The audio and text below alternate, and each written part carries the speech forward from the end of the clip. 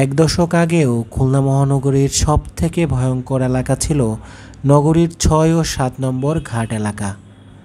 এই এলাকায় ছিল খুলনার শীর্ষ খুনি এরশাদ শিকদারের রাজত্ব। সেখানে একছত্র আধিপত্য ছিল এরশাদ শিকদার ও তার সহযোগীদের। তাদের ভয়ে খুব জরুরি কাজ না থাকলেও দিনের বেলায় কেউ যেতে চাইতো না ওই এলাকায়। কিন্তু সময়ের পরিবর্তনে সেই ঘাট এলাকায় আজ খুলনার অন্যতম বিনোদন কেন্দ্রে পরিণত হয়েছে। নগরের অভ্যন্তরে এমন একটি স্থান পেয়ে সেখানে প্রতিদিন ভিড় করছেন বিনোদন প্রেমীরা। যে এলাকা দিয়ে এখন যাচ্ছি এটাই হচ্ছে সেই এলাকাটি। প্রাকৃতিক সৌন্দর্য আর নদের বিশুদ্ধ বাতাসে সময় কাটাচ্ছেন এখানকার মানুষজন। বিনোদনের জন্য দূর দূরান্ত থেকে ঘুরতে আসেন এখানে আসলে যেন প্রাণে স্বস্তি ফিরে আসে।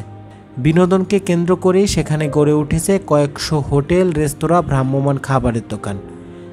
কর্মসংস্থান হয়েছে কয়েক হাজার মানুষের। নগরীর ২১ নম্বর ওয়ার্ডের অন্তর্ভুক্ত ৬ ও ৭ নম্বর ঘাট এলাকা, এর চারপাশে রয়েছে Khulna New Market, Roosevelt jetty, Barabazar, আধুনিক ও পুরাতন দুটি রেলওয়ে স্টেশন ও লোক কলোনি, ফেরিঘাট, জোড়া শিব মন্দির, বিআইডব্লিউ এর ঘাট ও সরকারি খাদ্য গোদাম। এই ঘাট কেন্দ্র করেই খুনি এরশাদ শিকদার গড়ে তোলেন তার ত্রাসের রাজত্ব।